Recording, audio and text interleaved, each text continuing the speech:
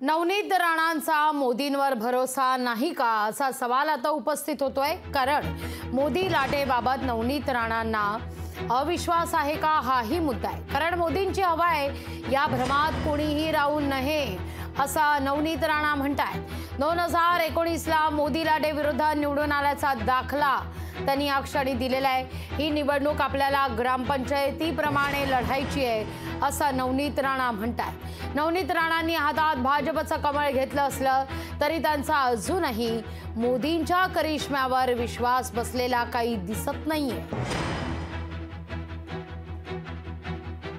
हे इलेक्शन आपल्याला ग्राम पंचायत सारखे लढा लागते।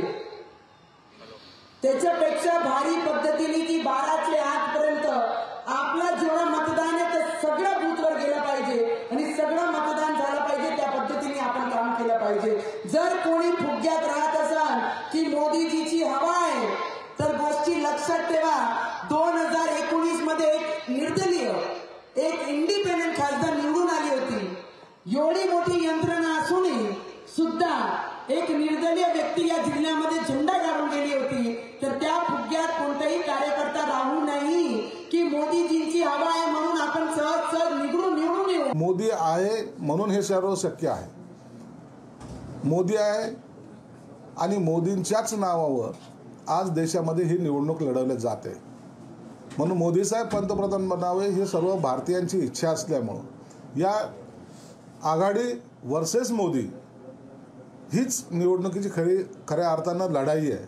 आणि त्या लढाईमध्ये मोदी साहेबांचा विजय होणे यासाठी हे जे काही उमेदवार असेल तर हे उमेदवार नाही तर मोदी उभे आहेत हे समजूनच आम्ही निवडणूक लढणार आहोत।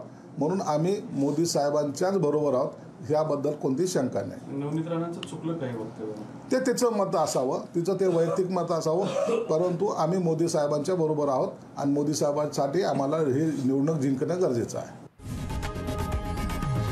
लोकशाही मराठी ऐका, पहा, जागरूक रहा।